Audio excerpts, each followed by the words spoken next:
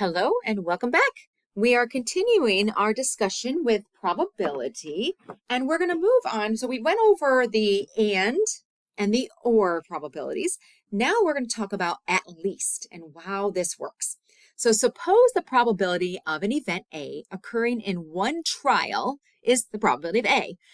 If all trials are independent, the probability that event A occurs at least once in n trials, meaning however many times you're looking at this, what you do is you're going to take the it's 1 minus the probability of no A in n trials, which would be the probability of 1 minus the probability of not A to the nth power. Now you might be saying, oh my gosh, what did she just say? Again, I think this is going to be best understood through doing some examples so you can see what that is telling you. So let's jump in down here to an example so I can kind of show you what I mean with this formula. Here we want to find the probability of getting rain at least once in 3 days if the probability of rain on each single day is 0.6. Okay, so let's talk about this. We know the probability of rain is 0.6. And so the probability of at least, so rain at least once in 3 days, at least once in 3 days. So there is your at least keyword there using the formula. So I'm going to kind of show you how we apply this. Okay, what is your N? Let me just kind of highlight that here. Your N is the number of trials, just means how many days, how many months, how many hours, whatever it is you're looking at, or how many coins, how many die. Here's your key right there. It's for 3 days. So your N is 3. We want to find, I'm going to use the formula. It says take 1 minus the probability of not A. So if we're looking at the probability of rain, we want the probability of no rain. All right, so it's 1 minus the probability of no rain to the nth power. See that n in the formula? We just said n is 3 because we're looking at our trial is 3 days. What is the probability of no rain? I'm going to do it over here. I'm just going to kind of take a little side. I'm going to go off the side here. I first need to figure that out. The probability of no rain. Remember, we talked about probability of the opposite of what you have, right? If you know the probability of A, then the probability of not A is just 1 minus the probability of A. So rain would be 1. So rain is 0.6. The probability of no rain is going to be 1 minus 0.6. Well, that's 0.4. Now I have right here, that's what I have.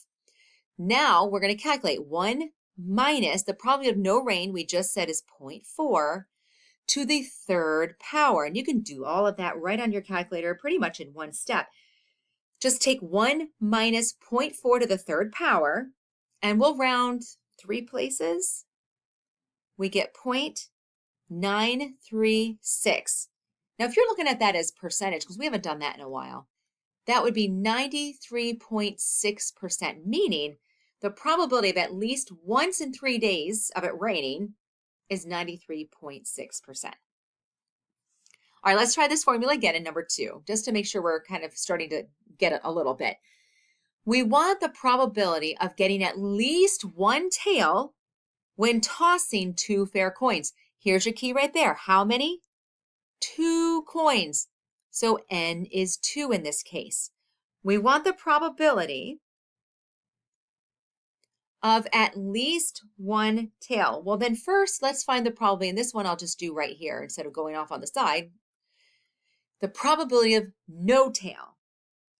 Well, what's the probability of a tail? Because this is back in the first section of probability.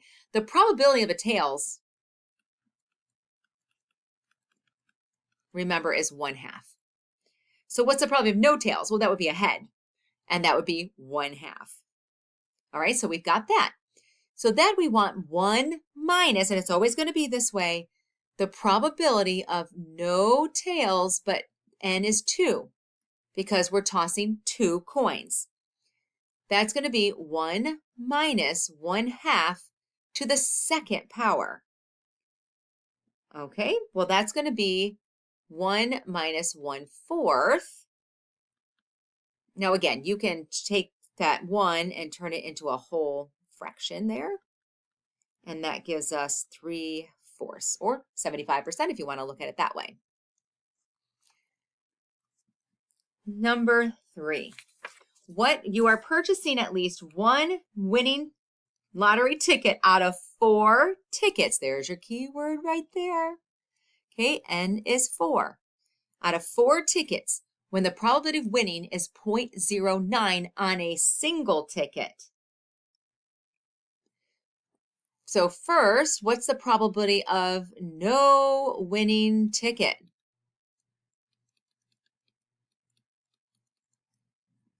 And already I can tell you I'm going to have to move that down. I'm going to need some room here. The probability of no winning ticket. Well, that's going to be 1 minus the probability of a winning ticket. So that's 1 minus 0.09, which is 0.91. All right, so now we have that one right here. This is the one we're going to use. So we're going to take 1 minus, right, the probability of no winning ticket. Okay? Actually, I'll just write that out. No winning ticket. There we go. And that's to the 4th power. So 1 minus 0.91 to the 4th. And again, you can just put that right into your calculator, and that's going to give us well, let's just round 4 places with this one. So I'm seeing 0.3143, which is approximately 31.43% probability. Okay, so we did 3 of those. I'm going to skip that number 4 and move down to this one, because this one we've just covered, and we covered or, we covered at least. So here are going to be 3 problems we're going to do, and you can choose any method. Obviously, we're going to pick the method that would work for the problem, but meaning this isn't going to tell you which method to use. We're going to read the problem and figure out which one would be the best. This says 6 rainy days. So we want the probability that 6 rainy days in a row when the forecast calls for a 75% chance of rain each day. Notice this is not saying at least, right? It's not saying at least. So I know it's not an at least problem, but we want 6 rainy days in a row, meaning we want 1 rainy day and 2 rainy days and 3 rainy days and so forth. Notice the word I'm using. This is an and problem, an A, right? This is an and problem, except I have 6 of them. I have the probability of 6 rainy days. Now we could do each one. We could take the probability of itself time, right, 6 times, because we want and, right, day 1 and day 2 and day 3 all the way to day 6. Or we could think about this. The probability of rain is 75%, which is 0.75 as a decimal. We want 6 of those, okay? Which means I'm going to go back up here. The probability of 6 rainy days then would be 6 of these, but not times 6, 6 of these, like we're multiplying them by itself 6 times.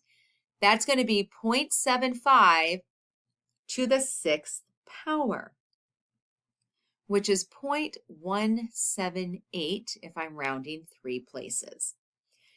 So that's one option. It is an and problem, and you could have done 0.75 times 0.75 times 0.75, 6 times. Or we could pause and think, okay, wait a minute, this is going to be 6 times. So I'm just going to take it to the 6th power. Number 2, you want the probability that at least 1 out of 20 people vaccinated with an 80% effective vaccine still becomes infected. Do we have a key word here? At least 1. Yes, this is our at least problem. So this is at least. That means we're going to first find the probability of no infection. There we go. It wasn't spelling. I was kind of writing 2 words at once.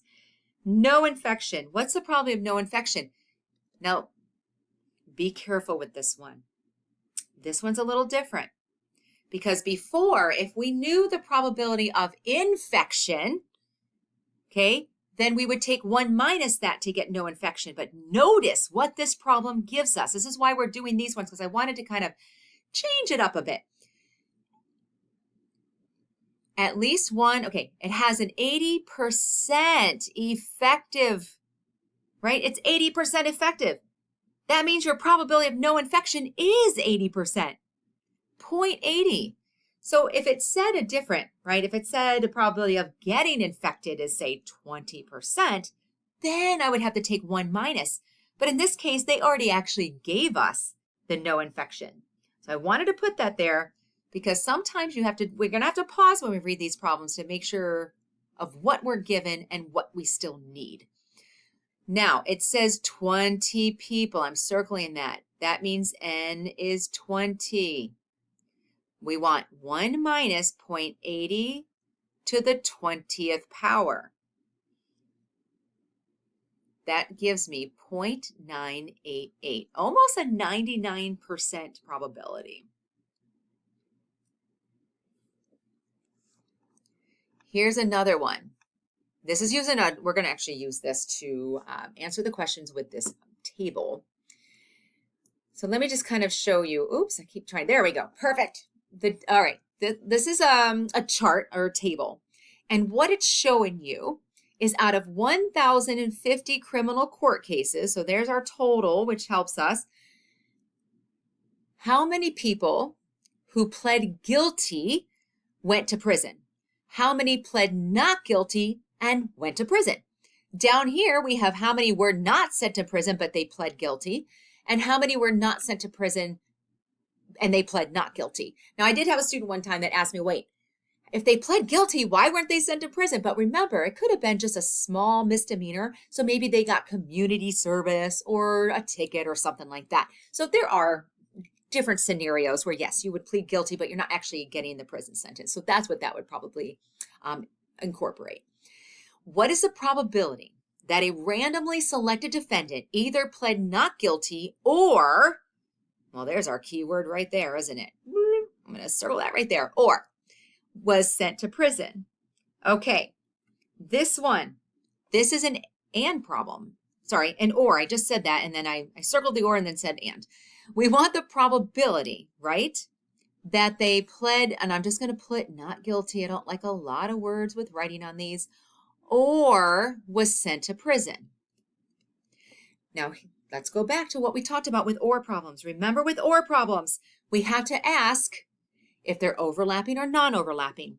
Is there a case where somebody pled not guilty and, because remember, you replace a word with and to answer this question. Is there a case here where somebody pled not guilty and went to prison? Yeah, there are. Right here. These are these 62 people are ones who pled not guilty and also went to prison. Change that word to an and so that you can see that. That's an overlapping problem. That means we need to find the probability of not guilty plus the probability of prison. I should have gone to the next line because now I just ran out. Of not guilty and went to prison. Okay, this is where when you have an or problem that you always have to pause and ask if you need to add this little part to the formula. Okay, going up a little bit just so I have room. So here we're looking at, well, we have the total. Let me just write it down here, but it was given to you at the beginning of the problem, but since I don't have that showing, it was 1,050. It said out of 1,050 in the beginning of the problem. So at least we have our total. So now we want the probability of not guilty. Now notice here we have to add these up then. The probability that someone pled not guilty is 62 plus the 28 because it's the total. Then we want the probability of prison time. Well, that's going to go to the right, the first row.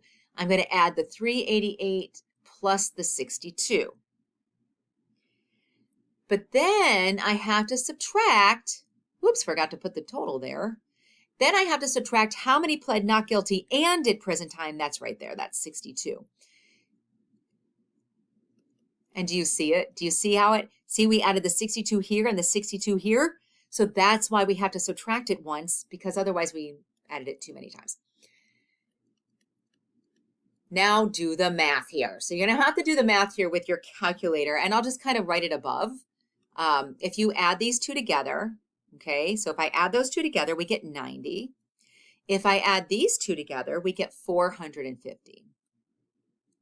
Now I'll continue on, because now we're just going to add those two numbers and subtract, and we get, actually, you know what? Why don't we just go ahead? Well, actually, we'll do that when we're done. So we're going to take 90 plus the 450 and then minus the 62. So we get 478. But let's turn that into a decimal, because we'll talk about percent on this one. That gives me 0.455, which would be 45.5%. So that would be the probability. And now we just have one more. All right, studies show that historically, a certain city is hit by a flood about every 8 years. Okay, so once every 8 years. Based on this historical record, what is the empirical probability? Oh, this is going back to the first section of probability, that the city will be hit by a flood next year. Now, this is going back to, so we want the probability of a flood. This is going back to the topic we talked about in the very first section of probability, which was empirical probability. And we can get that by just looking at the statistics. What does it say? It says it's hit about every 8 years, meaning once in 8 years. Okay? So the probability of flood, and I'll just make that a decimal, is 1 out of 8, or 0.125, or 12.5%, however we want to write probability. So probability can be a fraction, a decimal, a percent. But let's keep going. What is the empirical probability that the city will be hit by a flood in 2 consecutive years? All right, now think about that one. We want a flood in the first year. Well, we don't want it, but we're saying what's the probability? And a flood in the second year. And problem. That's going to be the probability of a flood, which we just found, times the probability of a flood. That's going to be 1 out of 64. Or 0.01, let's go 4 places this time, just for the fun of it. 0.0156. Part C, and then we are done, at least with this section. What is the empirical probability that the city will be hit by at least one flood over the next 12 years? Oh, there's your keyword. There's your at least one. So we know what we're working with. There's your 12 years, so N is 12. All right, so we want the probability. Well, actually, let me do that first over here. The probability of no flood is going to be 1 minus 1/8, because remember, the probability of a flood is that. That's actually going to give you 7/8.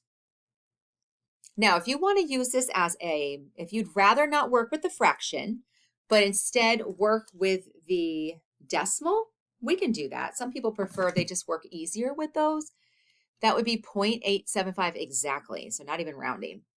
All right, now we'll do the problem. We want the probability, this is the at least formula, remember, of no, that's funny, I'm saying it at the same time, of no flood, 1 minus the probability of no flood to the 12th.